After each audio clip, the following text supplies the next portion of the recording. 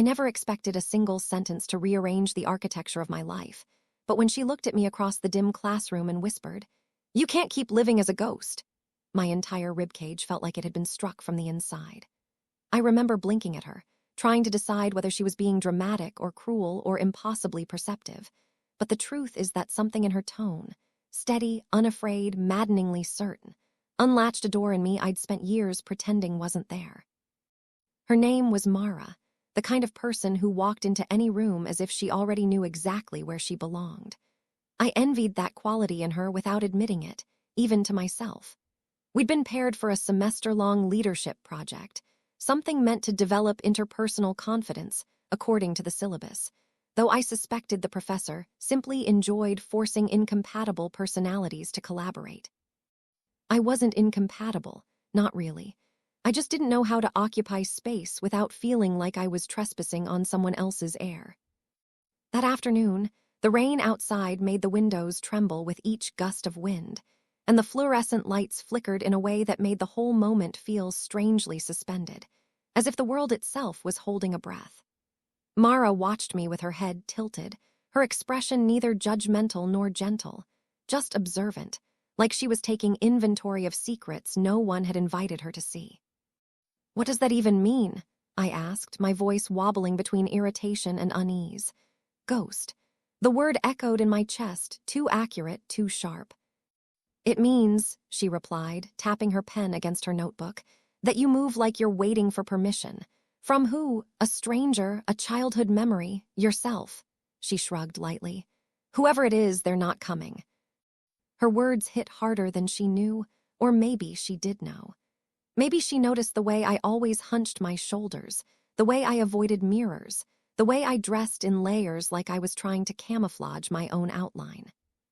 I told myself she was being dramatic, but the truth is that people like Mara don't waste words. They aim. I didn't speak. I just stared at the rain-streaked window and felt something uncomfortable tug inside me, a kind of emotional gravity pulling me toward a place I had always tiptoed around. The part of me that wanted softness, color, expression, the part I had been told, by others, by myself, by fear, had no place in the shape of the person I was supposed to be. Then Mara did something unexpected. She closed her notebook, leaned forward, and said quietly, "I can help you if you want, not to be me, not to be someone else, just to stop disappearing." My pulse stuttered. I wasn't sure whether she was offering guidance, mentorship, or some strange form of intervention, but the sincerity in her voice made my throat tighten. I should have laughed it off. I should have told her I was fine. But the truth was that I wasn't fine. I was a weather system of confusion wearing the mask of someone forgettable. "What are you talking about helping me with?" I asked, trying to sound annoyed, even though my hands had already started to shake. "Letting yourself be seen," Mara answered simply. "Fully, honestly, even the parts you've been terrified to admit exist." Her eyes lingered on me in a way that made it impossible to hide behind my usual deflections. And for the first time, I felt the flicker of something dangerously close to hope, fragile, tremulous, but real. I looked at her, at the confidence she wore like a second skin, and I wondered what it would feel like to have even a fraction of that. To walk through the world without shrinking. To step into a version of myself that didn't feel borrowed or accidental. "I don't know how," I whispered before I could stop myself. Mara smiled, not triumphant, not smug, just warm. "That's why it's called learning," she said. "If you trust me, I'll show you." Those words should have scared me. Maybe they did. But they also reached something quiet and long buried inside me, something that lifted its head and listened. Because deep down, beneath the layers of silence and restraint, I already knew the truth. I didn't want to keep being a ghost. I wanted to become someone who existed. I just had no idea that Mara's version of existing would change everything. From the way I dressed to the way I moved to the way I understood the person I truly was beneath the mask I'd worn for so long. And I had no idea how much I would come to depend on her guidance, her structure, her steady, unyielding confidence in who I could become, even when I had none in myself. I didn't expect our next meeting to feel like the beginning of something irreversible, But the moment I stepped into Mara's apartment, I knew I had crossed into unfamiliar territory. Not dangerous, just impossibly honest. The space looked nothing like the meticulous persona she carried on campus. It was softer, lived in, shaped by warm lamplight instead of sharp edges. A faint scent of lavender drifted through the air, and for a moment I stood frozen, unsure where to put my hands or how to breathe. "Relax," she said, closing the door behind me with a quiet click that sounded more symbolic than it should have. "You look like you're waiting for someone to grade you." I tried to laugh, but it came out as a stifled exhale. "I'm not used to this." "Being seen?" she asked.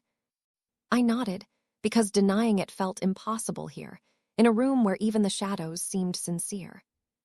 She motioned for me to sit on the couch, and I obeyed automatically, though the word obey felt strange in my mind.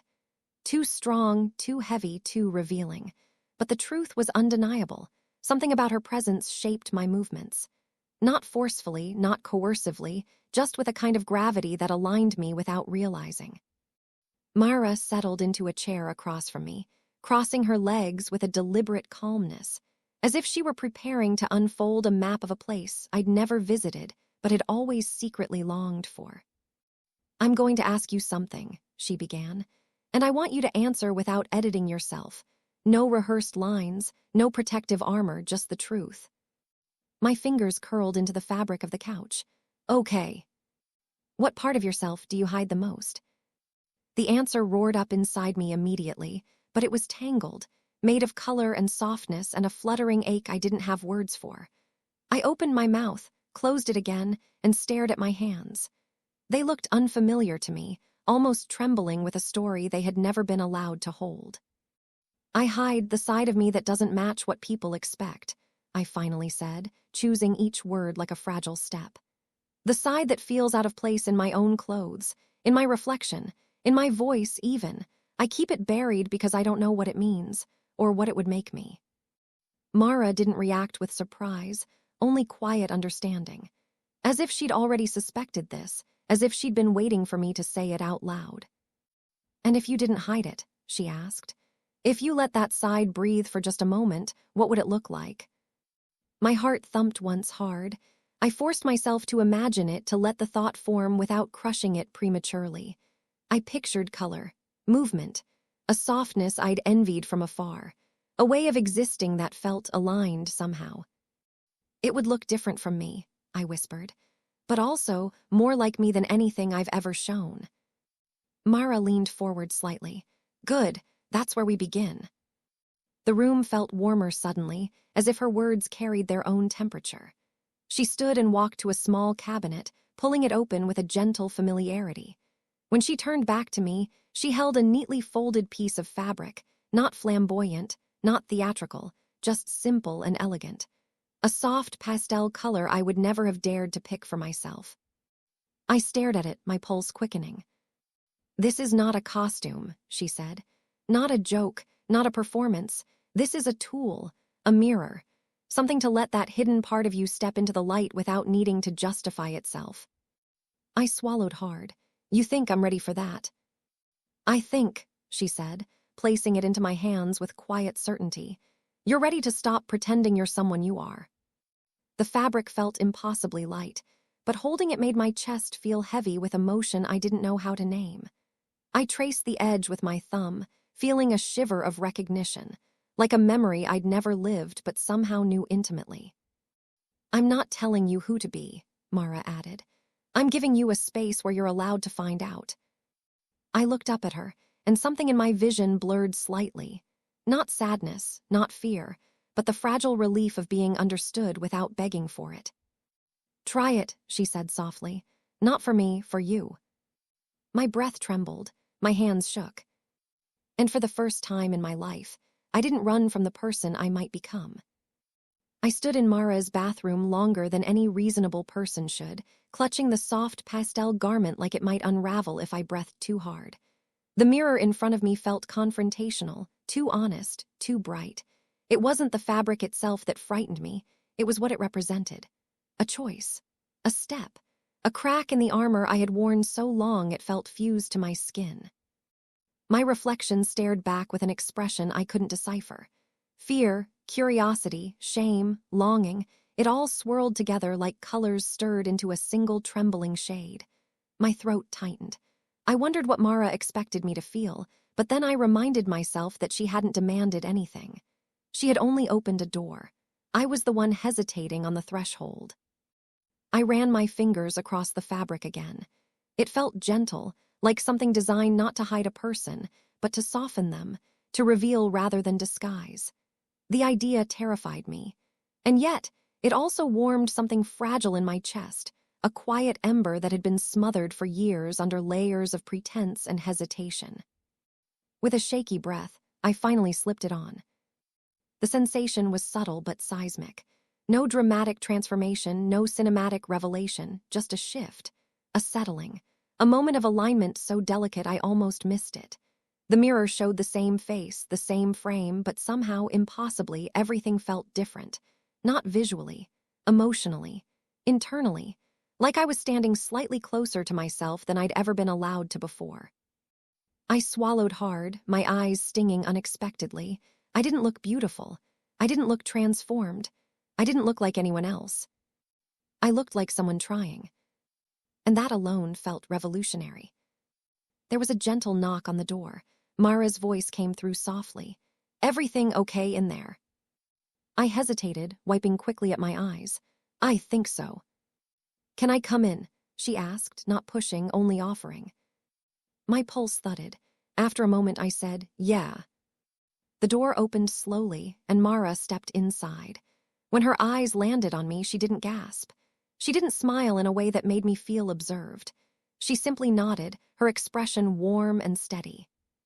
"You're standing straighter," she said quietly. I startled. "I am." "Ma'am," she gestured gently toward the mirror. "Look." I did, and she was right. My posture, usually uncertain, withdrawn, had shifted. Maybe not by much, but enough to notice, enough to matter. I had expected to feel embarrassed, exposed, maybe even ridiculous. But instead, I felt present.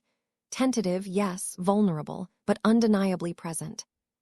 Mara stepped beside me, her reflection appearing next to mine. "How does it feel?" she asked. I searched for the right word. None of the obvious ones fit. Strange wasn't right, it wasn't strangeness I felt.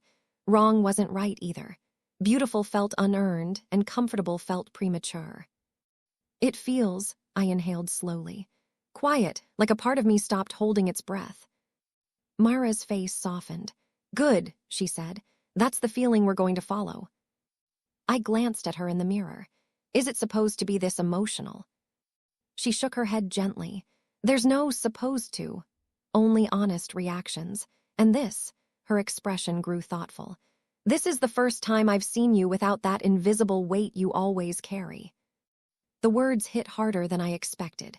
My throat closed around something unspoken, something raw. I turned slightly, gripping the edge of the sink for balance. "I didn't realize how heavy it was," I whispered. "Most people don't," she replied. "Not until it's no longer crushing them." For a brief moment, the room felt suspended in a stillness so delicate I was afraid even breathing might shatter it. But Mara didn't rush me. She let the silence settle around us like a gentle boundary, neither pushing me forward nor pulling me back. Then, with quiet confidence, she said, "I'd like to teach you something if you're ready." My heart struck my ribs in a single, startled beat. "Teach me what?" "How to move," she said. "Not perform, not imitate, just inhabit yourself differently, without shrinking, without apologizing." I blinked. I didn't know movement could be learned. She smiled faintly. "Everything can be learned, including self-acceptance." The phrase struck something deep inside me, an ache that felt equal parts terrifying and hopeful. "I don't know if I'm good at learning," I admitted. "That's okay," Mara said, her voice steady. "I'm good at teaching." Something fluttered in my chest, nervous, unsure, but undeniably alive. I looked at my reflection again, at the person caught between identities, between fears, between possibilities. And for the first time, I didn't look away. If someone had told me a month earlier that I would spend an entire afternoon learning how to walk, I would have laughed. awkwardly, defensively, the way I laughed at anything that came too close to the truth. But standing in Mara's living room, barefoot on the smooth hardwood floor, I felt more exposed than if I'd been standing under a spotlight. The pastel garment I wore felt like a fragile promise around my shoulders, something I wasn't sure I deserved yet. "Don't think about what you look like," Mara said, circling me slowly, not with judgment but with the calm focus of someone studying a puzzle she already knew she could solve. "Think about how you feel when you take each step." "That's the problem," I muttered. "I don't know what I'm supposed to feel." "Exactly," she said, stopping in front of me.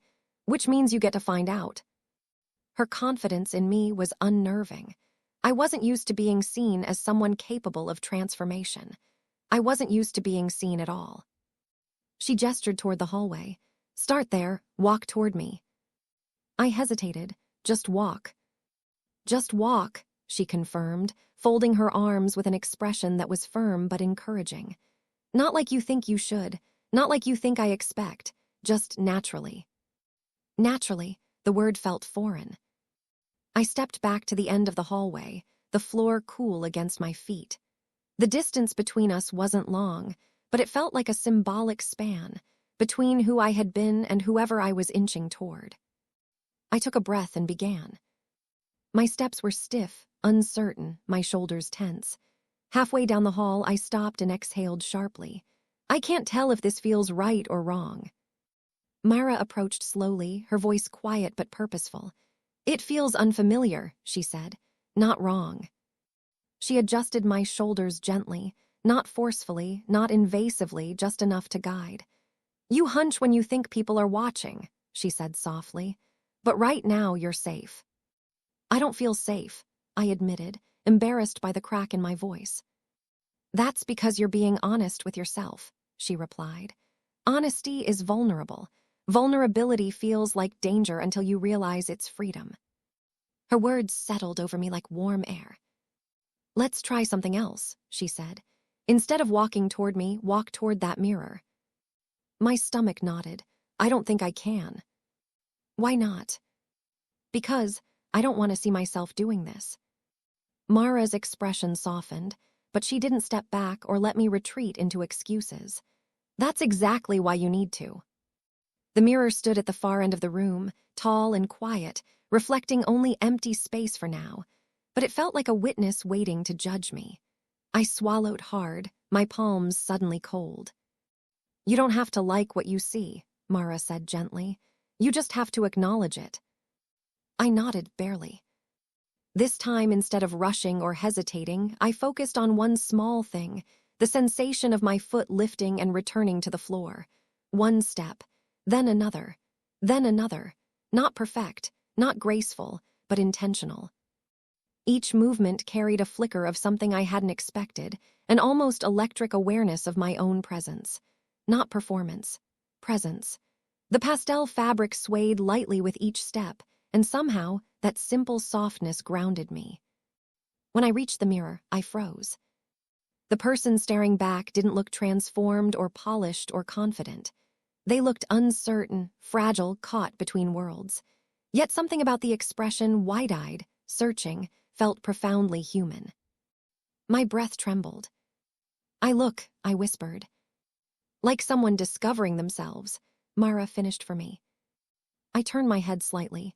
"Is that good?" "It's real," she said. "Real is more important than good." I stared at my reflection, the contours of my face, the nervous set of my mouth. I wasn't accustomed to studying myself without criticism. But now, standing here, I wasn't sure I wanted to criticize. I just wanted to understand. "You're allowed to become someone new," Mara said quietly behind me. "You don't need permission, not from me, not from anyone." The weight of that statement pressed gently against my ribs. "I don't know who that someone is yet," I admitted. "That's the whole point," she said. "This isn't about pretending, it's about uncovering." My throat tightened. It feels like I'm peeling away pieces of myself. "Not pieces," she corrected. "Masks." I looked at the reflection again, and something inside me thawed, slowly, cautiously, like ice shifting under spring sunlight. "I want to keep going," I said before I could second-guess the words. Myra smiled, small, subtle, but undeniably proud. Then tomorrow, she said, we'll take the next step. And for the first time, the next step didn't terrify me. It called to me. The next day, I arrived at Mara's apartment with a nervous energy buzzing beneath my skin, like my body hadn't yet learned how to hold anticipation without translating it into fear. The hallway smelled faintly of freshly brewed tea, and I paused outside her door, listening to the quiet hum of her place. For a moment, I questioned everything. Was I changing too fast? Not fast enough? Was I chasing something real or building a fragile illusion? Before I could spiral further, the door opened. You were hovering, Mara said, raising an eyebrow. I wasn't hovering, I lied, stepping inside. You hover when you're overthinking, she replied, closing the door gently behind me. Which is almost always. I wanted to argue, but she wasn't wrong. The living room looked slightly different today, subtle shifts I couldn't quite name. The curtains were drawn just enough to diffuse the morning light into a soft glow. A small canvas lay on the coffee table, brush strokes half finished, colors blending in ways that seemed intentional yet unfinished. You paint? I asked. Sometimes, she said. It's how I sort thoughts that don't fit neatly into sentences. I wondered quietly, secretly, if I could ever have an outlet like that.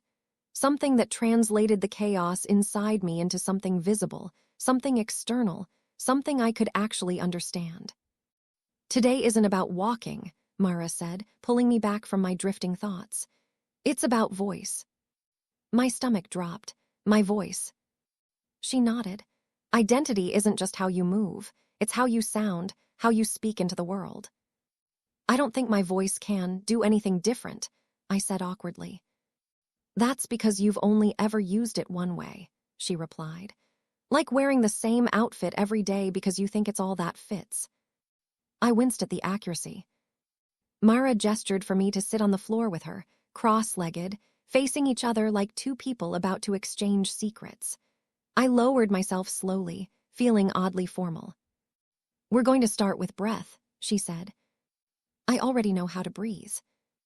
Not the way I'm about to teach you. She placed a hand lightly on her own sternum. Your breath sits here when you're nervous. High, shallow, rushed. It makes your voice tighten. It makes you sound like you're apologizing even when you're not. My cheeks warmed. That was painfully true. Try moving your breath lower, she continued. Not forced, just invited. I tried. It felt unnatural, like attempting to wear a different emotional temperature.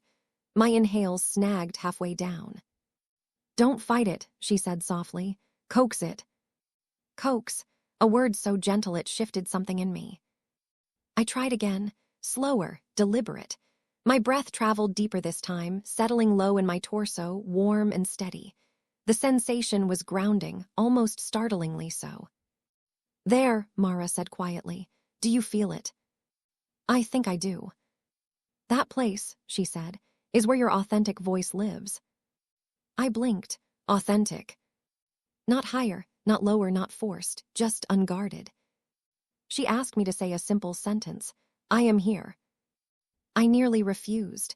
It felt too vulnerable, too direct, too revealing. But Mara waited patiently, her calm presence pulling me forward rather than pushing. I cleared my throat, and immediately felt the breath shoot upward again, tight and panicked. It's okay, she said. Start over, breathe first. I inhaled, slower this time, then I spoke. I am here. The sound surprised me. It wasn't dramatically different, but it carried something I wasn't used to hearing from myself: stability, presence, a quiet resoluteness that didn't quiver under its own weight. Mara smiled softly. There you are. My eyes stung, ridiculously, embarrassingly so. Why does that feel so emotional? Because for the first time, she said gently, you didn't speak like an echo. I swallowed hard, my hands fidgeting in my lap. I didn't know my voice could feel like me. It always could, she said. You just never gave it permission. The words hit somewhere deep, deeper than I expected. My breath trembled, but not from fear, from release. I want to try again, I said. She nodded. Go ahead. I inhaled, deeper, lower, grounded. I am here, I repeated. This time, the sentence didn't feel like a statement. It felt like a declaration. Good, Mara whispered. Now say it to the mirror. My heart lurched. The mirror again. You can move toward yourself, she said. You can speak toward yourself too. I hesitated, but she rose gracefully and offered her hand. For a brief moment, I stared at it, steady, patient, open, and then placed my own in hers. The mirror waited across the room. The walk toward it felt different today. Not confident, but intentional. A quiet truth humming just below the surface. I stopped in front of my reflection. The pastel fabric around my shoulders, my posture slightly straighter, my breath sitting lower, my voice waiting to be used honestly. And then, softly but firmly, I said, I am here. My reflection didn't change, but something behind my eyes did. A flicker of recognition, a beginning. A self I had only hinted at before, now looking back with the faintest spark of possibility. In the days that followed, something subtle began to shift inside me, not a transformation I could point to on a calendar, but an internal recalibration, like the quiet rearrangement of constellations behind clouds. Each time I visited Mara, I carried a mixture of dread and anticipation, the kind that made my pulse flutter for reasons I didn't fully understand. I wasn't used to being guided. I wasn't used to being encouraged. I wasn't used to anyone believing I could become someone I had only dared to imagine in moments of secret, flickering bravery. And yet, Mara acted as though this new version of me wasn't just possible, but inevitable. One evening, she greeted me with a thoughtful expression, her eyes scanning me with a kind of gentle appraisal. You're holding yourself differently today, she observed. I am, I said, startled. You haven't noticed, she asked. I shook my head. I still feel like I'm faking it. Like any second, someone's going to point at me and say I'm pretending. Mara crossed her arms, not in impatience, but in contemplation.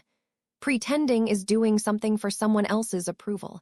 What you're doing is listening to yourself. That's the opposite. I let that settle, though a part of me still resisted accepting it. Today, she had planned something different. A new step, both ordinary and terrifying, appearance. Not costumes, not theatrics, just small details. The kind of details that shift the way you inhabit yourself. She walked to a small drawer near the window and pulled out a box, simple, white, unassuming. She held it carefully, almost ceremonially, then placed it on the table between us. What's in there? I asked, throat tightening. Nothing that will overwhelm you, she said. I promised I wouldn't push you faster than you can breathe. She opened the box. Inside was a collection of everyday items, nothing flashy, nothing loud. A soft hairbrush, a subtle moisturizing balm, a few gentle colors. Things meant not to hide someone, but to soften their edges, to let something fragile come forward. I stared at them with a mixture of awe and panic. I don't know how to use any of this. That's why I'm here, she said softly, to teach you. I hesitated. What if I do it wrong? Mara gave me a look I was beginning to recognize, a blend of patience and unwavering certainty. You can't do it wrong. There is no test. There's only exploration. I exhaled shakily, and she gestured for me to sit on the small stool near the window. The evening light cast a warm glow across the room, turning the moment strangely dreamlike. I sat slowly, feeling like a child about to learn something both simple and life-altering. Let's start with your hair, she said, standing behind me. I felt her fingers brush lightly through it before the hairbrush followed. The sensation startled me, not because it was intimate in any inappropriate way, but because it was gentle in a way I wasn't used to receiving. Each slow stroke seemed to dissolve a little more tension from my shoulders. You hold so much in your posture, she murmured, as if you're preparing for someone to critique you. I've always been bracing for something, I admitted quietly. I just don't know what. Maybe the world taught you to expect scrutiny, she said, but you don't need to brace here.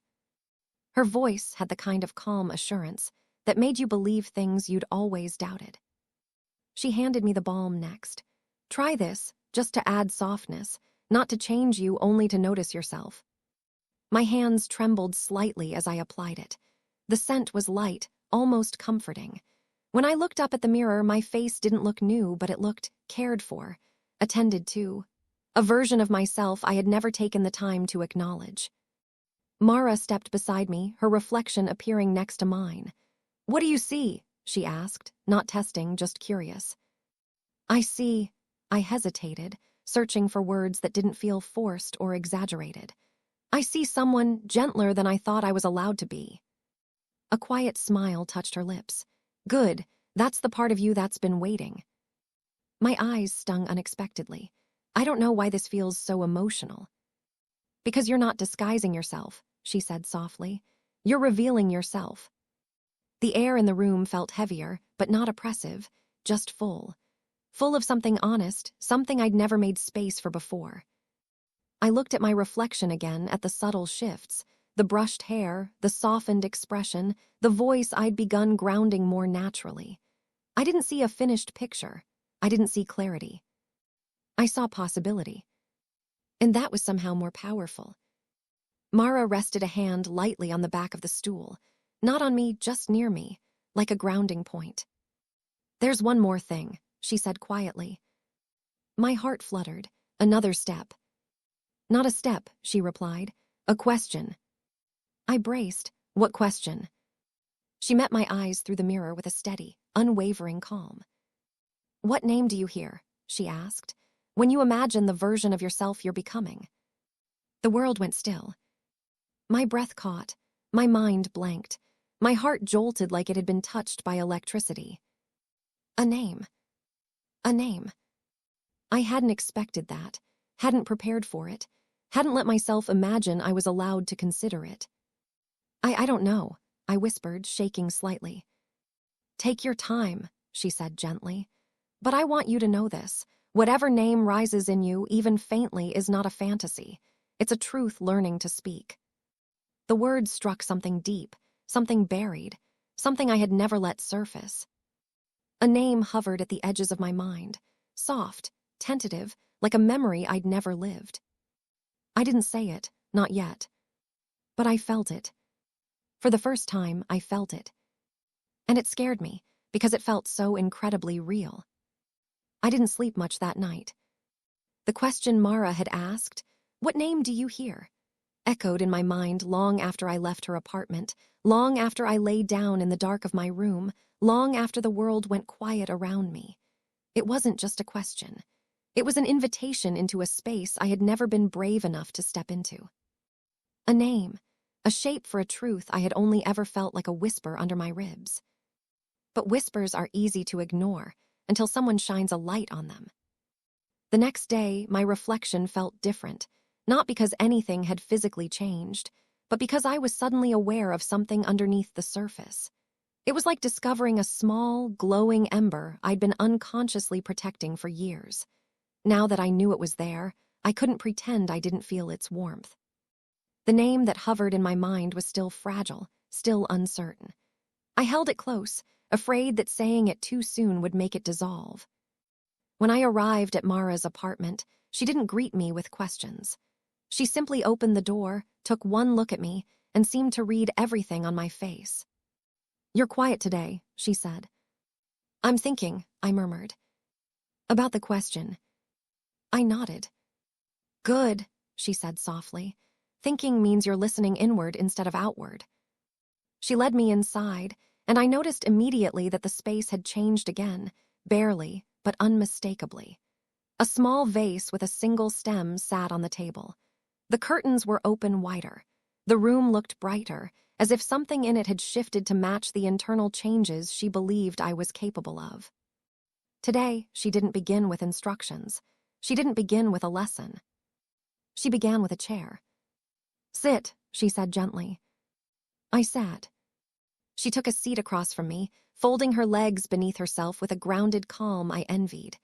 There was no brush, no mirror, no garment waiting. Only her attention, sharp, warm, unwavering. "I want you to tell me something," she said. Not the name, not yet, something else. My pulse quickened. What? What scares you the most about becoming yourself? The question hit me harder than I expected. My breath stuttered. I looked down at my hands, twisting nervously in my lap. That people will think I'm pretending, I whispered. That they'll see me and think I'm trying to be something I'm not. Mara tilted her head slightly. And what makes you believe you're not who you're becoming? The words lodged in my throat. I didn't know how to answer. Or maybe I did, and it just hurt to say it. Because I've never been allowed to be this person, I said softly. Allowed by who? She asked gently. I swallowed. By everyone, by myself, I don't know. She leaned forward slightly. If you've spent your whole life being told who you should be, then of course the real you will feel unfamiliar. New things always resemble pretending until you practice them long enough to feel real. I exhaled shakily. But what if it never feels real? She gave the smallest, kindest smile. It already does, you're just scared to admit it. Something inside me cracked, not painfully, but like a seam finally giving way under years of pressure. Mara reached for the white box she'd shown me before, still filled with gentle things, quiet things. She set it between us, not to push it into my hands, but as a reminder. You've done so much more than you realize, she said. Your posture has changed, your breath has changed, your voice has changed. These aren't things you can fake, they're things you've uncovered. My eyes stung. Then why do I still feel like I'm on the edge of something, like I'm waiting for permission to fall into it? Because, she said softly, the next step isn't about movement or appearance. It's about identity, and identity requires honesty. I inhaled, trembling. I'm not sure I'm ready to say it. That's okay, she said. You don't have to say it out loud today. She reached into the box and pulled out one item I hadn't noticed before, a small, delicate ribbon. Soft, simple, pale in color. She placed it gently into my hands. This isn't a label, she said. It's not a declaration, it's not even a commitment. It's a reminder, something small you can hold while you figure out the truth of yourself. I closed my fingers around it. The texture was smooth and light, but it felt strangely grounding, like something I didn't know I needed until it was there. What do I do with it? I asked softly. Let it be yours, she said. And when you're ready, when the name no longer feels like a secret, say it to the mirror. My breath hitched. The mirror again. The place where I kept meeting myself.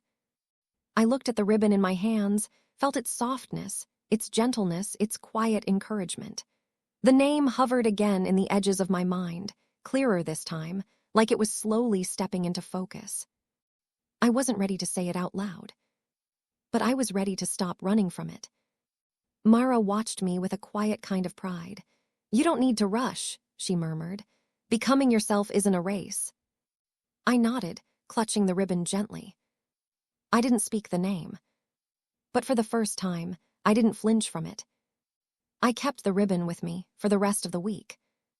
Not displayed, not worn, not shown, just held, sometimes tucked in my pocket, sometimes resting on my nightstand, sometimes pressed gently between my palms when I felt the strange, fluttering ache of changes I couldn't name. The name lingered at the edge of my thoughts, no longer whispering but waiting. Patient, soft, persistent. When the weekend finally came, I walked to Mara's apartment with the same feeling I used to get before thunderstorms, an electric tension in the air, a sense that something big was forming, but not yet visible. She opened the door before I knocked, as if she'd been standing on the other side, listening for my footsteps. You're on time, she said, though her knowing smile hinted she expected more than punctuality from me today. I think I'm ready, I said. She didn't ask what I meant. Instead, she stepped aside in a quiet gesture of welcome, one that felt almost ceremonial. The apartment was different again, subtly rearranged, subtly brighter. The mirror we always used stood near the window, sunlight brushing softly across it. The chair was gone. The box remained on the table, closed but present, like a familiar heartbeat. Mara turned to me with that mixture of calmness and sharp perception she always carried. Then today, she said gently. You don't follow my instructions. My breath caught. I do. No, she stepped back, giving me the space I didn't know I needed until she made room for it. Today, you lied. I felt my pulse hammer in my chest. But I don't know what to do. Yes, you do, she said softly. You've known for days. You're just afraid of being the one to initiate it. My fingers instinctively closed around the ribbon in my pocket. She stepped to the side, leaving the area in front of the mirror completely open. The air felt heavier, brighter, charged with a quiet importance. Go to it, she said. My feet moved slowly, almost on their own. Every step sounded louder than it should, as though the room amplified my hesitation. When I stood in front of the mirror, my reflection looked calmer than I felt. The person looking back had clearer eyes, softer shoulders, a posture that no longer felt borrowed or awkward. None of it was dramatic, none of it was obvious, but the quiet changes had gathered, forming something unmistakable. I took out the ribbon and held it in front of my reflection. Mara remained behind me, not touching, not guiding, only watching with that steady, encouraging presence that made the room feel safe enough for honesty. I took a slow breath, a deep breath, and then another. I think, my voice shook, I think I know the name now. Mara didn't speak. She didn't need to. I closed my eyes, feeling the name settle into my chest like a truth I'd been circling for years. When I opened them again, my reflection didn't look afraid anymore. It looked expectant. Ready. I whispered the name, soft, trembling, but certain. Mara exhaled behind me, a sound of quiet pride. There you are, she said gently. The moment didn't explode like fireworks. It didn't transform the room or my face or the world around me. It wasn't dramatic or cinematic in the way stories pretend breakthroughs are. It was better. It felt real. Like stepping out of a shadow I didn't realize I'd been living in. Like finally walking into a place with my own name on the door. I tied the ribbon carefully around my wrist, not as decoration, not as disguise, but as acknowledgement. Mara walked up beside me, her reflection appearing next to mine in the mirror. Say it again, she said softly. Not for me, for you. And this time, I didn't whisper. I said the name clearly, steadily, like someone claiming their place instead of asking permission for it. The reflection answered with a softness I had never seen in myself before. Mara smiled, not triumphant, not proud in a way that made the moment about her, but proud in a way that said I knew you could do this, even when you doubted you could. You've learned everything I can teach you, she said gently. My heart tightened. Does that mean?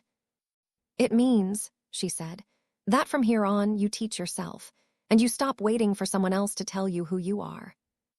I looked at the ribbon, at the name finally spoken aloud, at the reflection that felt more authentic than any face I'd ever worn. I think I can do that, I said quietly. You already are. The room felt warm, still, peaceful in a way that made me realize how much of my life had been spent holding my breath. I didn't know what the future looked like. I didn't know how people would react. I didn't know how long it would take to grow fully into the person whose name I had finally spoken. But for the first time, those unknowns didn't scare me. Because I finally knew who would be facing them,